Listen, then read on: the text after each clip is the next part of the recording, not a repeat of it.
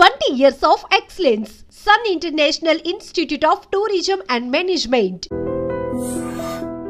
రండమ్మా కాఫీ తాదు కానీ కూర్చోండమ్మా. ఏంటి స్వామి ఇతను? చాలా మంచోడమ్మా, మెగాస్టార్ సినిమాలు చూసిన వాళ్ళు అయిపోతాడు. స్వామి అమ్మా ఈ కాఫీ నేను ఎక్కడో తాగాను. మేడంకి స్పెషల్ కాఫీయా? ఏయ్, కూర్చో. మళ్ళక్కడికా? పద మేడం మందులు రాసుకో చూచి. Thank you. పద కూర్చో.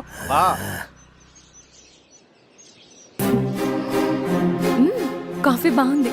ఎవరు చేశారు? మా రవణ పెట్టాడమ్మా. రవి? ఎవరు రమ్మను? రవణ మేడం పిలుస్తున్నారు.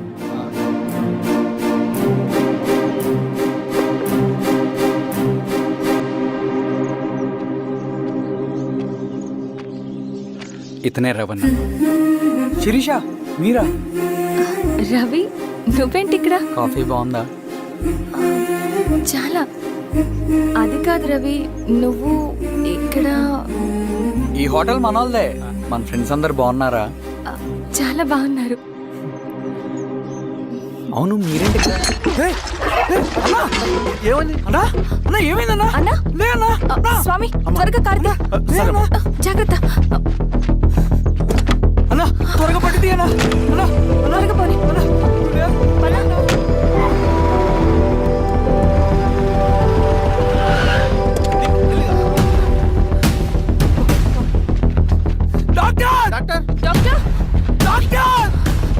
ఏమైంది డాక్టర్? త్వరగా చూడండి డాక్టర్. లోపల తీసుకురండి.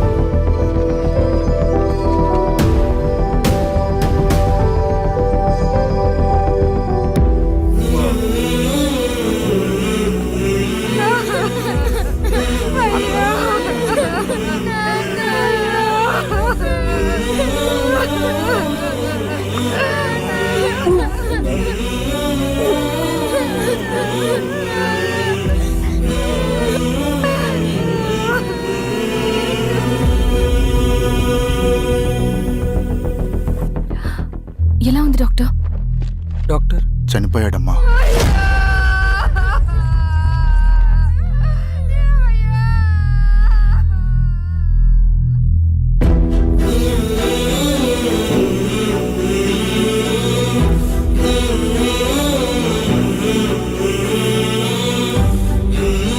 ఆ పేపర్స్ ఏంటి రవి? అతని భూమికి సంబంధించిన పేపర్స్. ఒక సంవత్సరం నుంచి ఈ పేపర్స్ పట్టుకుని ప్రతిరోజు ఎంఆర్ ఆఫీస్ చుట్టూ తిరిగేవాడు. భూమిని తాకట్టు పెట్టి అప్పు తీసుకున్న పాపానికి టైంకి వడ్డీ కట్టలేదని అప్పిచ్చిన ఆ దొర ఎంఆర్ఓ ఆఫీస్లో లంచం ఇచ్చి భూమిని తన పేరు మీద రాయించుకున్నాడు. ఈ ఎంఆర్ఓ ఆఫీస్లో ఎవరు నిజాయితీగా పనిచేయట్లేదండి. చెట్టు కట్టి నరకాలు ఒక్కొక్కడిని. నరికేయడమేంటి రవి? నువ్వు కాగితం మీద ఒక బొమ్మ గీస్తావు, ఒక చోట సరిగ్గా రాదు, ఏం చేస్తావు? ఎరేజర్తో సరిచేస్తావా, లేకుంటే ఆ పేపర్ని చింపేస్తావా? మరి మనుషుల విషయంలో ఎందుకు రాదు ఆ ఆలోచన? తప్పు చేసిన ప్రతి ఒక్కరిని నరుక్కుంటూ పోతే చివరికి మిగిలేది మనుషులు కాదు, శవాలు.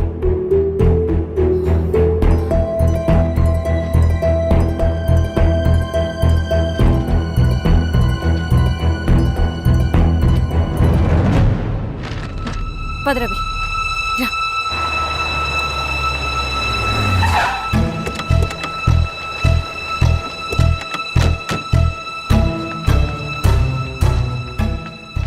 పానుకోటి నర్సయ్య ల్యాండ్ ఎవరు చూస్తున్నారు? మీరెవరు? ఇదిగోండి అప్లికేషన్. ఇది డిస్ప్యూట్ ల్యాండ్, ఎవడేం చేయలేడు. నీ నిర్లక్ష్యం, నీ లెక్కలేనితనం వల్ల ఒక నిండు ప్రాణం పోయింది. ఒక కుటుంబమే రోడ్డు మీద పడింది తెలుసా? ఏంటమ్మా గొడవ?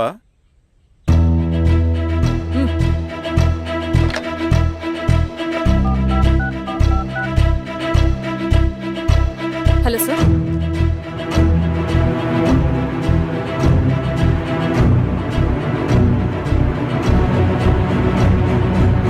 Okay sir. You are dismissed. Pion! నేను ఒక పేపర్ ఇస్తాను, అది కలెక్టర్ గారికి ఫ్యాక్స్ చేయి. అలాగే మేడం. ఎవరమ్మా మీరు? ఈ ఊరికి కొత్తగా వచ్చిన ఎంఆర్ఓ.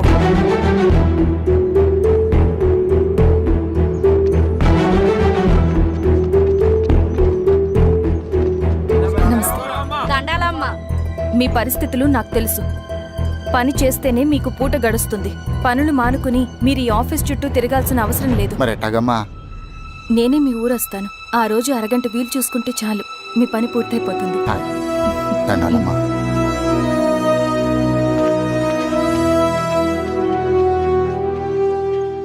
ఎన్నిసార్లు తుడుచుకున్నా పోతాయి, కానీ వీళ్ళ నిర్లక్ష్యంతో పేదవాళ్ల ప్రాణాలే పోతున్నాయి. అన్నయ్య, మన ఊరి సమస్య పేదరికం కాదు, నక్సలిజం. నాలాంటి ప్రభుత్వ ఉద్యోగులు వాళ్ళ డ్యూటీలు సక్రమంగా చేయకపోవడం వల్ల విసిగిపోయిన జనం అడవిలో వాళ్ళ హెల్ప్ తీసుకుంటున్నారు. ఒక వ్యవస్థ ఇక్కడ సరిగ్గా పనిచేయనందుకే మరో వ్యవస్థ అక్కడ పుట్టింది. అందుకే నా పన్నం చేయనివ్వండి. స్నానం చేసిరండి, భోజనం చేద్దాం.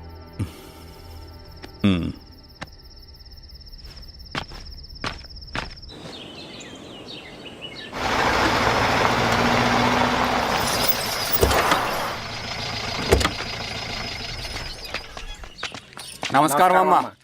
నమస్తే. ఇలా రండి.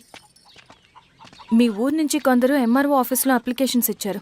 తను వాళ్ళ పేర్లు చెప్తారు, వాళ్ళని పిలవండి. అలాగే మేడం. వెళ్ళండి.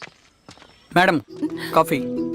నువ్వెప్పుడు వచ్చావు రవి? మీరు గంటకోసారి కాఫీ కావాలంటారు కదా, మాటి మాటికి వెళ్ళి రావడం ఎందుకని వచ్చేసా.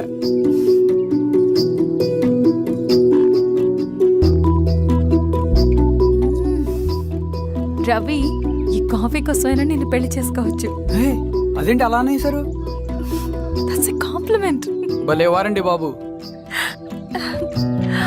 దండాలమ్మా. నమస్తే. ఇలా ఇవ్వండి. చెప్పండి, మీ సమస్యలేంటో. పేరు తలుపుల వీరాంజనేయులు. ఉన్నది 3 ఎకరాల పొలం. చెన్నుపాటి ధనుంజయరావు అనే మహానుభావుడు అందులో 2.5 ఎకరాల భూమిని తన పేరు మీద రాయించుకున్నాడు. అడిగితే నీ దిక్కున్న చోటు చెప్పుకోమన్నాడు. దిక్కులేనాడు కాబట్టి 1/2 ఎకరం భూమి మీదే పెద్ద కుటుంబాన్ని నెట్టుకొస్తున్నాడు. అవునమ్మగారు, ఆ పొలం ఎలాగైనా తిరిగి ఇప్పించేయండి అమ్మగారు. ఆ పొలం కోసం 3 సంవత్సరాల నుంచి తిరుగుతున్నాను అమ్మగారు. వీరబాబు, వీళ్ళందరి దగ్గర కలెక్ట్ చేసుకో. మేడం, దాదాపుగా ఇక్కడ ఉన్న వాళ్ళందరి పరిస్థితులు ఇవే. వీళ్ళ సమస్యలు పరిష్కారం కావాలంటే మాట్లాడాల్సింది వీళ్ళతో కాదు మేడం, మన ఊరి పెద్ద మనుషులతో. ఆహా. ఇందు మూలంగా 50 మంది గ్రామ ప్రజలకి తెలియజేయదేవనగా శ్రీరామగిరి గ్రామ పంచాయతీ మోతుబరి రైతులు, సన్న చిన్నకారు రైతులందరూ రేపు ఉదయం 10 గంటలకి ఎంఆర్ఓ ఆఫీస్ దగ్గరికి రావాలా.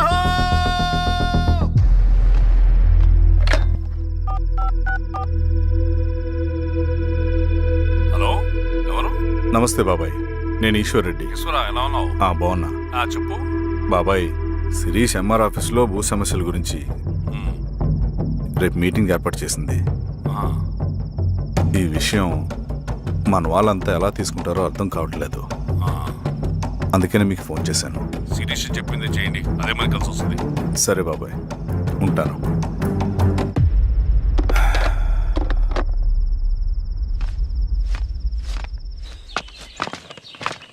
నమస్తే మేడం.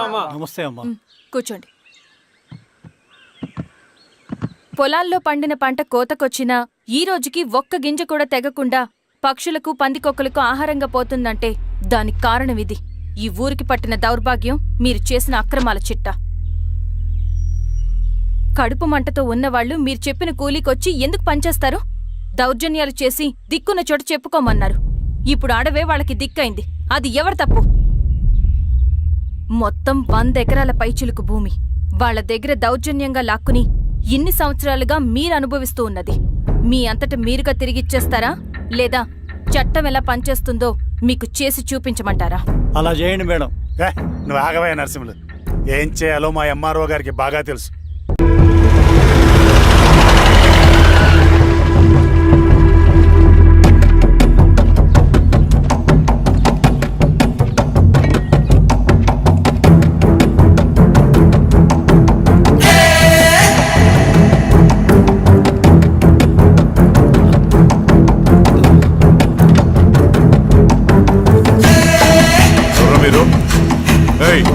ఏంట్రా అది?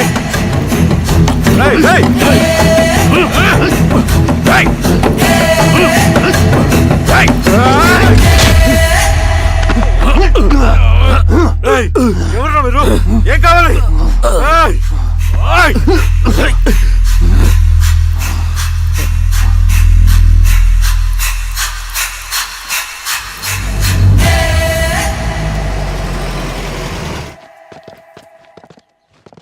సార్ మన పోలీస్ టీం అడవంతా జల్లెడ పడుతున్నారు sir. You don't worry sir. చూడు ఇన్స్పెక్టర్, సాయంత్రంలో పేశ్వరయ్య ఇంట్లో ఉండాలా. వాడికి ఏమైనా అయితే మీ డిపార్ట్మెంట్లో ఏ ఒక్కడిని విడిచిపెట్టను నేను. అమ్మా, వాణ్ణి కలవటానికి వచ్చాను నేను. ఇంతలో ఇలా జరిగిపోయింది. నువ్వు ధైర్యంగా ఉండమ్మా. సార్ ఈ కంప్లైంట్ మేడం సైన్. ఇదిగో దీని మీద సంతకం పెట్టమ్మా.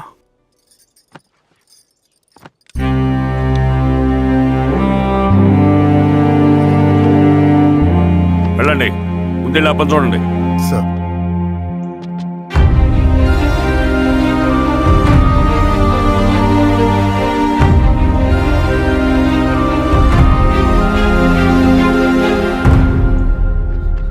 అయ్యా అయ్యా అయ్యా, మన పొలంలో అయ్యా. ఏమైందిరా? ఈశ్వర్య శవం శవం శవం. చెన్నారెడ్డి, పద.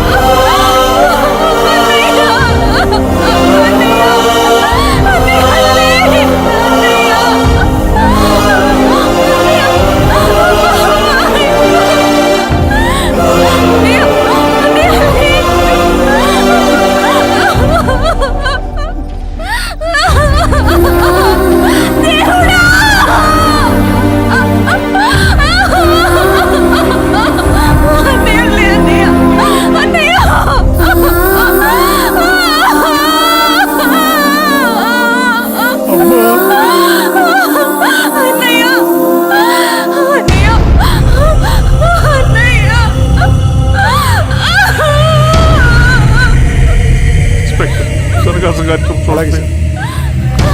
మీరేసా మీరు క్లియర్ చేయి. మీరందరూ జరగండి మా పక్కకి.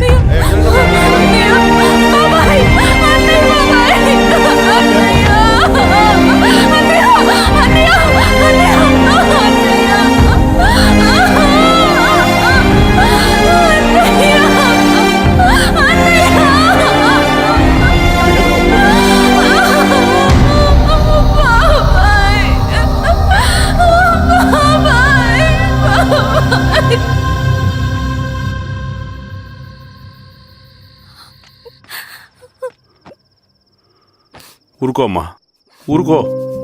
నలుగురికి మంచి చేయాలన్నది మీ అన్నయ్య కళ. అలాంటి వాడిని పొట్టను పెట్టుకున్నారు. ఆ కళ మధ్యలోనే ఆగిపోకూడదమ్మా. ఇందులో సంతకం పెట్టు.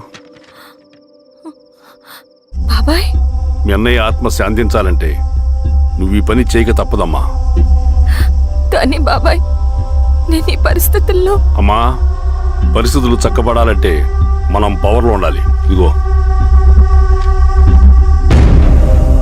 నువ్వు పెట్టిన ఆ ఒక్క సంతకం చాలా మంది జీవితాలు మార్చింది.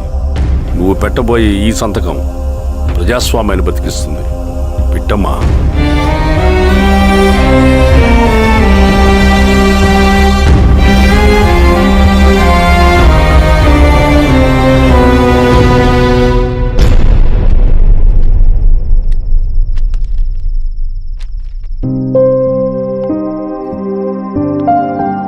వెళ్ళొస్తాను.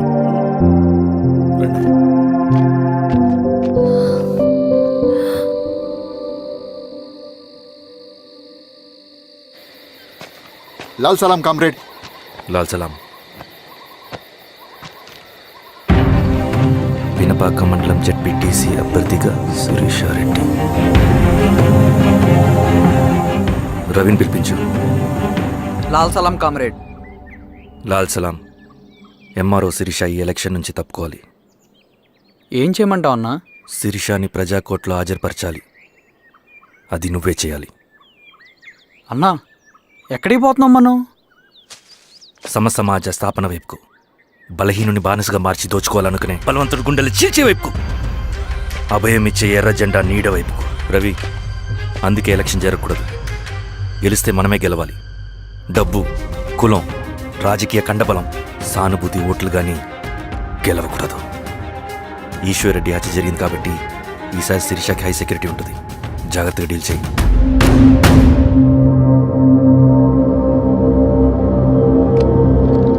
ఇక్కడ విప్లవ లక్ష్యాలకే తప్ప ఎమోషన్కి చోట్లేదు రవి. హత్యకి గురైన నరసింహులకు 2 పసిబిడ్డలున్నారు. అలాంటి ఎందరో పసిబిడ్డల భవిష్యత్తు కోసం మనం ఇచ్చేసినాం రవి. రవి, సెకండ్ వరల్డ్ వార్లో జర్మన్ సైన్యం స్టాలిన్ కొడుకుని బంధించింది. తమ జనరల్స్ని వదిలిపెడితే గాని నీ కొడుకును వదిలిపెట్టమని బేరం పెట్టింది. స్టాలిన్ ఏం చేశాడో తెలుసా? దేశం కోసం తన కొడుకుని వదిలేసుకున్నాడు. కానీ జనరల్స్ని వదిలిపెట్టలేదు. అది కమిట్మెంట్ అంటే.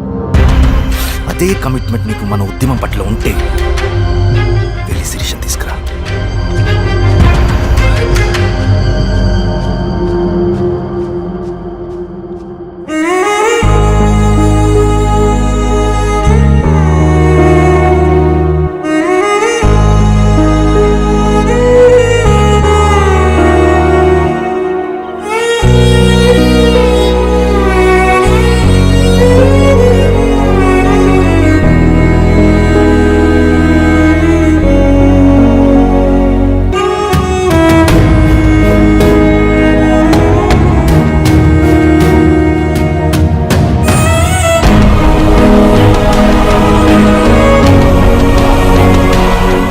అదే కమిట్మెంట్ నీకు మన ఉద్యమం పట్ల ఉంటే వెళ్ళి శిరీషను తీసుకురా.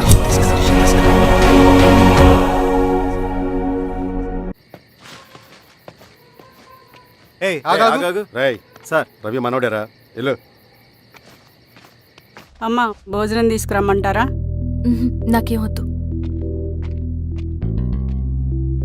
భోంచేయకపోతే ఆరోగ్యం పాడవుతుంది శిరీష. నువ్వు వెళ్ళి తీసురా అమ్మా. సరే. రవి, నాకు ఒక మంచి కాఫీ చేసిస్తావా? తలనొప్పిగా ఉంది. చేసిస్తా కానీ తర్వాత నువ్వు భోంచేయాలి.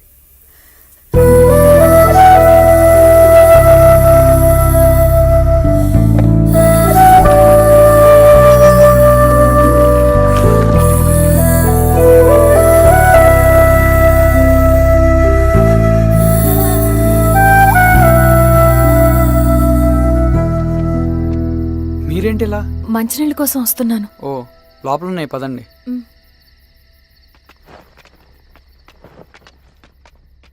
ఇదిగోండి మంచినీళ్ళు.